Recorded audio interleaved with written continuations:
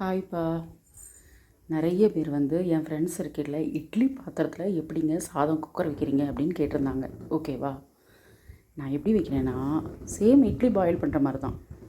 இட்லி பாத்திரத்தில் இதோ இந்த அளவுக்கு தண்ணி பண்ணி வச்சுருக்கேன் பார்த்தீங்களா.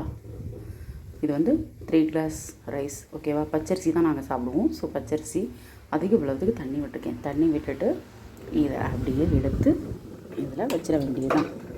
சேம் வைக்கிறேன்னா தட்ஸ் ஆல்.